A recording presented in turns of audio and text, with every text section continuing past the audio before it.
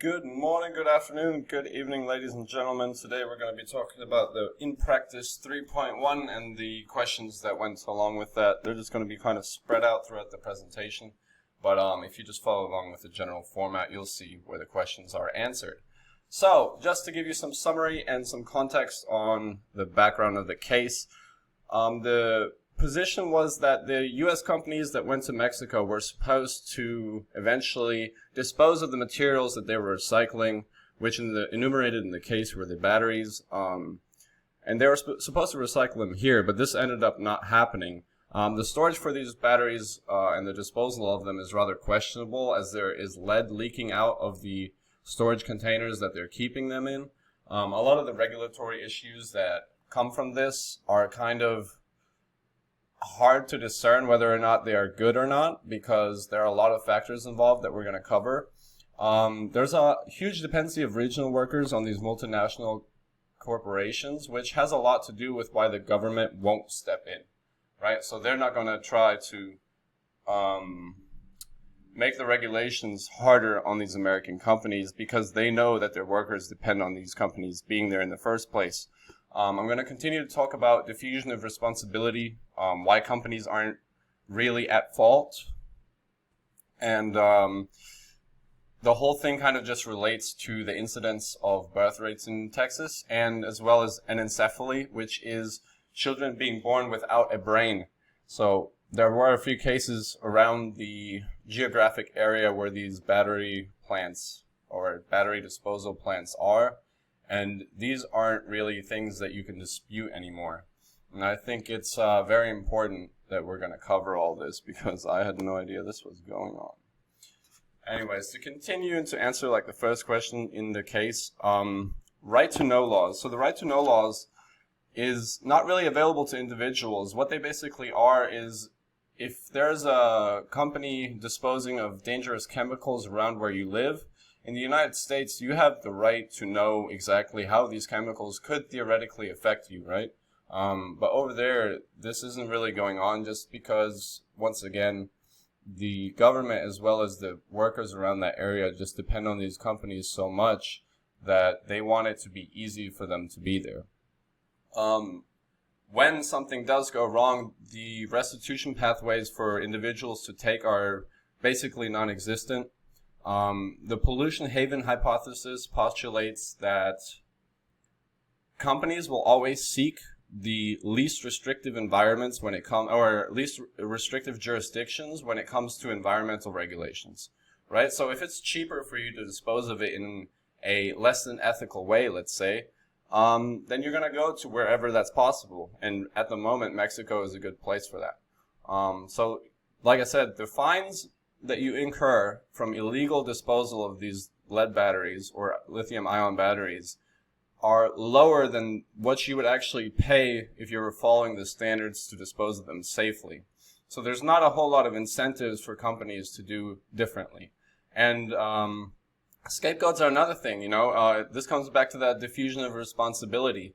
If we have the smallest resolution factor being the trucks that dispose of them, and then you blame it on the trucking company and you have plausible deniability, this doesn't really bode well for the ethics of your corporation, but it does on paper look good because theoretically you're using that plausible deniability and shifting the blame onto that scapegoat company, which is going to be the trucking company.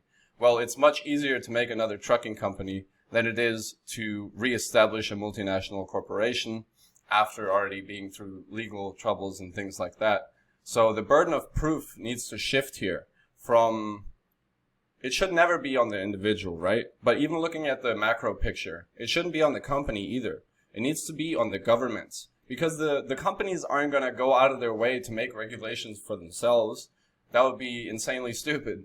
But the government, the purpose of the government is to regulate these companies, and they shouldn't be pushed around by financial obligations and things like that because it might be profitable for the country as a whole when it's having insane effects like this on the individuals living around that space. So I just wanted to talk again about the principle of conduct. A lot of these nuclear plants in the United States have leaks, right? And it's like a parts per million kind of equation. that you see how much radiation of this tritium is leaking out into the surrounding environments, and about 75% are actually leaking. So we had this principle of conduct established for nuclear power plants, which emphasized the safety, health, and radiological protection of the individuals involved around these power plants. And we kind of need the same thing to happen over here. Obviously, this isn't going to be an overnight thing, and there needs to be this emphasis on individual safety over the profitability of these companies. So the monitoring of subsidiaries was the second question, and this one is a little bit weird as well, because to me, if you want to know what's going on in a company, you have to have somebody on the ground at wherever the incidents are happening, right? That's the most important thing. First-hand reports are always going to be better than you remotely viewing something that's going on, because there's a lot of incentive for them to mislead you in what's actually happening in order to cut costs and things of that nature. So the subsidiary framework is very important, because you have to understand that you're operating within the guidelines of whatever country, your host country, your subsidiary is in. It has very little to do with where the headquarters of your corporation is, right? So you have to set realistic expectations for what you want your subsidiaries to do in those companies. Do you want them to follow what your U.S. standards of regulations are, or do you not care and you're just worried about the bottom line? So there's a little bit of leeway here, and it's really just comes down to which are the good corporations, which are the ones that are blindly seeking profits no matter at what cost. So the problem, again, here that we listed earlier is like there's no incentive for companies to do any like regulatory framework because it's lessening their profits. So as a company, that's the worst thing you could do for yourself. So why not let it just continue the way it's going? And once again, that plausible deniability thing, it's just you don't have to be at fault for it. There can be other people at fault for it, even though realistically you're the one causing the problem. So until there's rewards or incentives established for companies to follow the guidelines over doing illegal activities, disposal, or whatever, there's not really going to be a change. Because until these benefits outweigh just cutting corners, there's never going to be a change. Because once again, it's about the bottom line for most companies, and especially multinational corporations. So, corporate versus government responsibility. Once again, the burden should be on the governments, not the corporations.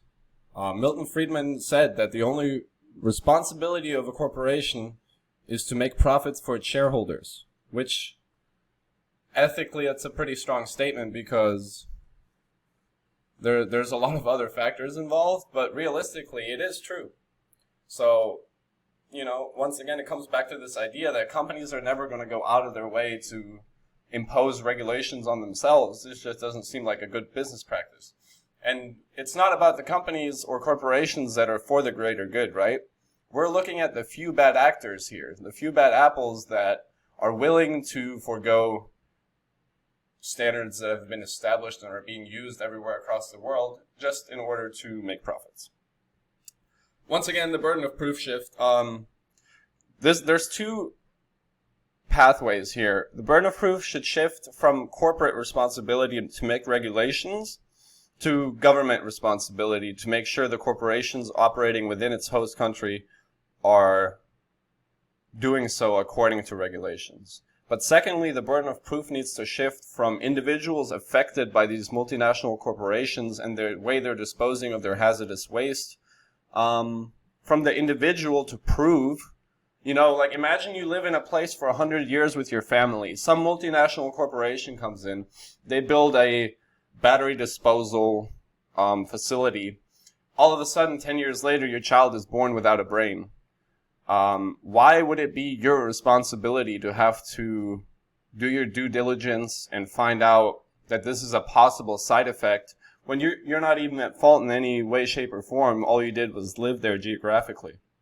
So that's why I think the burden of proof really needs to be shifted towards the companies to explain to the people or make arrangements for the people that are affected, and and to not have this, plausible deniability. I mean, when you're talking about things like kids being born without brains, corporate social responsibility kind of ends for me. I think at this point, like, you just kind of have to look at the bigger picture and realize that that's unacceptable no matter how it comes to be. Excuse me. So NAFTA is another great example of what not to do. It was the, best trade agreement in history. And it ended up not being so great because a lot of the individuals or companies involved and countries involved said that, it was very exclusive in terms of who gets to know what. It's very secretive in terms of who's deciding how this trade agreement is going to move forward. And there was also no enforcement of the regulations that were imposed by it. A huge problem with NAFTA was just there's not really a forum for the public to come out and explain how it's affecting everybody's day-to-day lives, It was just kind of implemented to give the sheen of, or illusion of moving forward with these international regulations, when in reality it didn't really do much.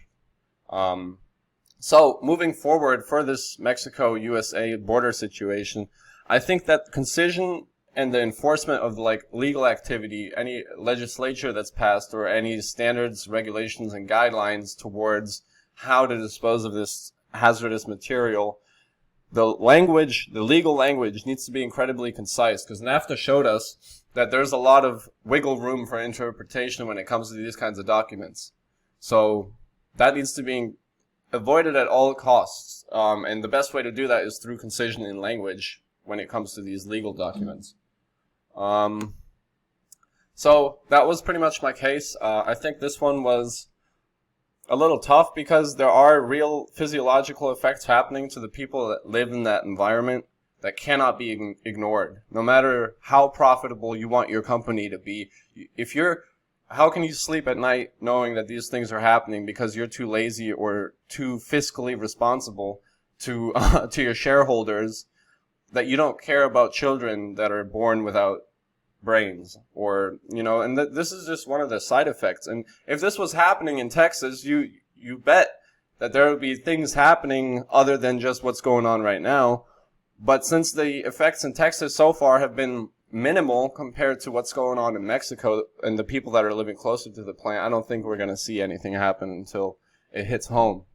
So once again, I think the corporate responsibility should be on the corporations, but it should also be on the countries. And it should never be on the individual to have to make a case for why their family is sick because you built a profitable battery disposal plant.